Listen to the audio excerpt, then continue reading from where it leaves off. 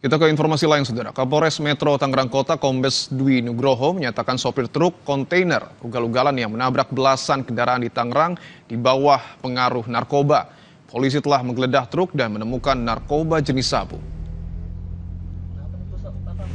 Kenapa? Polisi melakukan pemeriksaan urin terhadap pelaku. Hasilnya positif mengandung metamfetamin. Polisi juga telah menggeledah truk dan menemukan narkoba jenis sabu. Diduga sopir berkendara dalam pengaruh narkoba jenis sabu. Akibat ulah sopir truk yang ugal-ugalan, 7 orang terluka, termasuk sopir truk dirawat di sejumlah rumah sakit di Tangerang.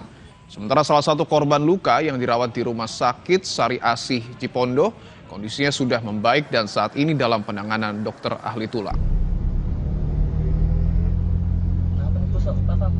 Tes urin, dari tes urin ini dinyatakan bahwa sopir urinnya mengandung metamfetamin.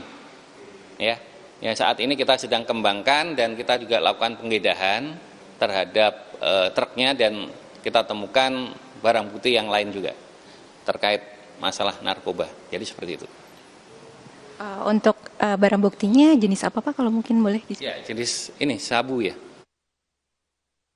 Sementara terkait kasus kecelakaan jurnalis TV One, Polda Jawa Tengah menetapkan sopir cadangan truk Rosalia Express sebagai tersangka dalam kecelakaan yang menewaskan 3 jurnalis TV One.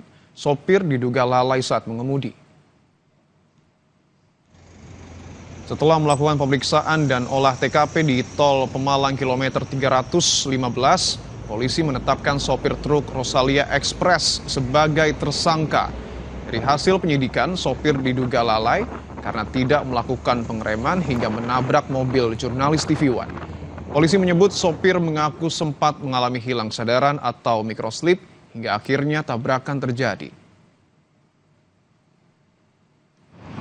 Disimpulkan bahwa akibat kecelakaan tersebut adalah pengemudi berinisial J atau Janiko umur 36 tahun tersebut mengalami microslip, sehingga mengakibatkan konsentrasinya hilang dan menabrak kendaraan truk TV One yang sedang parkir di bahu jalan tol.